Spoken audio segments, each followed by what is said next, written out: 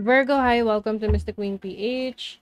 At ito ang inyong weekly reading for July 21 to 27, 2025. Ayan. So, if you're interested in private readings, meron tayong link sa description at sa pinned comment. Paka-check nyo na lang information kung paano mag-book for a private reading. And please subscribe to our channel to show your support. Like, share this video. At comment na rin kayo kung kayo ay naka-resonate. Ayan. At kung gusto niyo ng private reading, tarot reading, meron tayong 20% discount ngayon if you book for a reading from July 16 to 31. Ayan. Limited slots lang siya. So, take advantage of this offer. Okay. So, Virgo, let's see.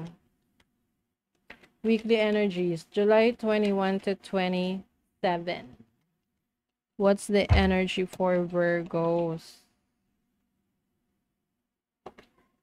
Nine of Coins. Oh, focus kayo sa inyong kaperahan. Get that coins. Diba? Collect the coins. You have the King of Wands. Wow. King and Queen of Wands. Is like a very fiery combination. So, pwedeng merong person, this can be you or the person that you're dealing with, no? Or someone sa family mo or loved ones mo who is parang kaano mo, kasama mo, no? Or ka, karamay mo, yan. Ka-partner mo sa iyong hustle, sa iyong trabaho, sa mga, o, diba? Ayan na, binigyan ka na ng Two of Cups. This is about partnership, relationships. So, yung iba sa inyo, this is a romantic relationship, no? Na talagang you are focusing on hindi lang sa relationship nyo na like romantic connection, yung feelings, hindi lang sa feelings, but also sa money. Ayan, pwedeng pareho kayo may business or business partners din kayo. Or yung iba sa inyo nag-accumulate na kayo ng pera or nag-iipon ng pera for your future kung hindi pa kayo kasal. Lalo na kung ikakasal na kayo, diba? Let's see what else. You have the Four of Coins. Ayan. Financial stability, financial independence rin. So, yung iba sa inyo, pareho kayo financial independent ng person mo. Yung iba, hindi naman kailangan romantic. Pwedeng merong person sa buhay mo like family member or friend who's been very supportive sa mga goals mo. You have the Two of Swords, the Ten of Swords. Merong major decision making for some of you. Something that you need to let go of na nagpapastress sa inyo. So, maaring ito ay outside of your relationship, no? Kung ano man yung problema mo, problema ng person mo, na kailangan pareho nyong pagdesisyonan. Kasi pwedeng meron isa sa inyo na tinatago kung ano yung sarili nyong issue or problema. Mas maaayos nyo to, mas mareresolve nyo to, masusolusyonan nyo kung i-involve nyo rin yung partner nyo, lalo na kung asawa nyo, diba? You have the Three of Wands. This is about expansion. So, some of you may be expanding your business, your career. Merong pag-unlad sa trabaho, like yung iba may promotion. I also see an opportunity for you sa ibang bansa. Pwedeng isa yan sa goal ninyo ng person mo na magkaroon kayo ng pagkakataon na tumira sa ibang bansa, mag-migrate doon magtrabaho. Pwedeng yan rin yung decision making ninyo. Kung paano nyo magagawa yan. And yung iba, pwedeng nasa abroad na rin talaga kayo. And meron kayong major decision related sa pagbili ng properties. Okay? So, ngayon, iisip nyo, ito na ba? Tama ba na bumili ng property dito sa US? Or sa anumang bansa na kinabibilangan mo? Pwede rin naman tong local lang, no? Anything related about land, properties na gusto nyong mag-invest.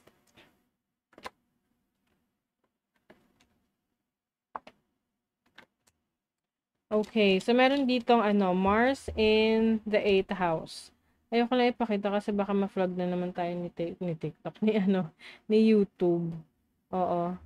Kasi may mga pictures na, alam mo na, medyo SPG. Okay.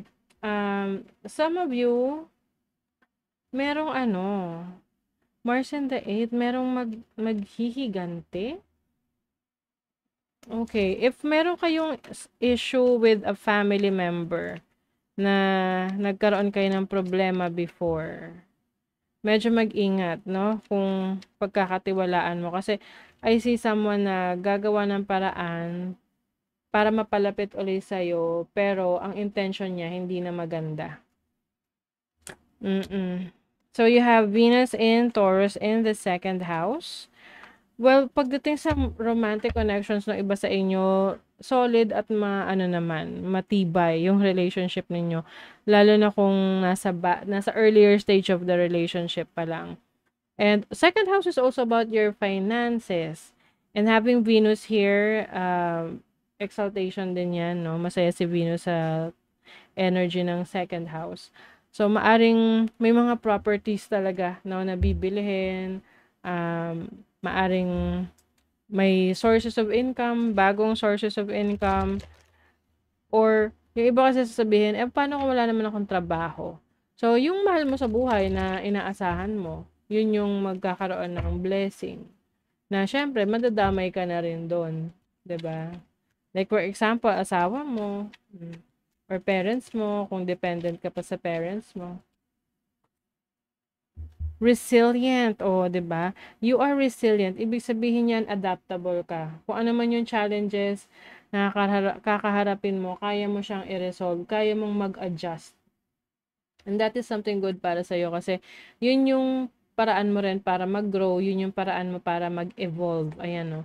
The butterfly is about metamorphosis. Oh, may evolution, transformation for you. I think itong transformation ito is related to your situation sa trabaho mo or sa living situation mo. Pwedeng may itatransform ka sa bahay, sa tinitirahan mo, sa trabaho mo. Yung iba sa inyo, meron kayong takot. Takot sa pagbabago. Nako, alam nyo ba, exciting mga pagbabago.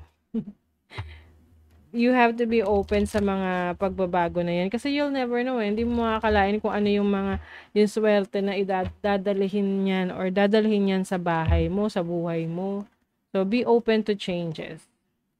Elevate. Oh, yung ganda nito. Ibig sabihin kayo aangat, uunlad. Oh.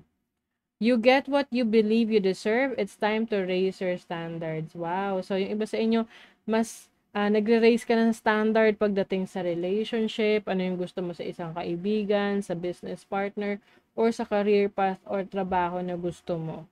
'Di ba? So, you get what you believe what you deserve. So, makukuha mo yung pinapaniwalaan mo na dinedeserve mo. Okay? So, that is your reading, Virgo. Thank you so much. See you again.